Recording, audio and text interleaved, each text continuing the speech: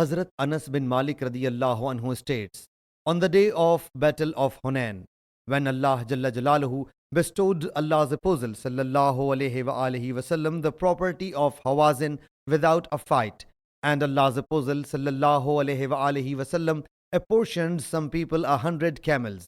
Some of the helpers said, may Allah Jalla Jalaluhu pardon Allah's Apostle sallallahu alayhi wa alihi wasallam, as he sallallahu alayhi wa alihi wasallam grants the Quraysh but ignores us, whereas the blood of the pagans of the Quraysh is still dribbling from our swords. Hazrat Anas radiyallahu anhu says that Allah's Apostle sallallahu alayhi wa alihi wasallam was apprised of it. He sallallahu alayhi wa alihi wasallam whereupon summoned those helpers and assembled them in a leather tent. When they had gathered, Allah's Apostle sallallahu alayhi wa alihi wasallam came near to them and said, what kind of a statement is this which has reached me from you?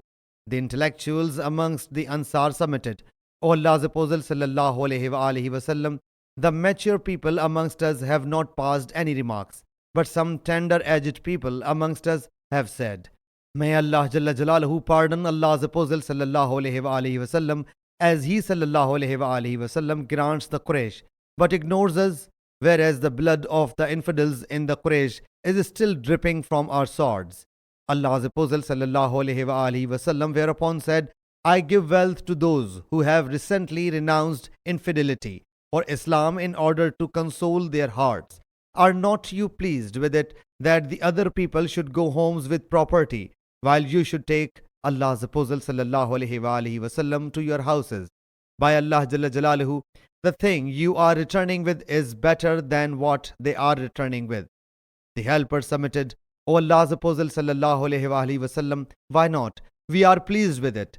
He sallallahu alayhi wa alihi wasallam then said, soon you will notice that the other people will be preferred to you in many affairs, but you should exercise patience until you meet Allah Jalla Jalaluhu and His Apostle sallallahu alayhi wa alihi wasallam, for I will be at the Kauthar pond.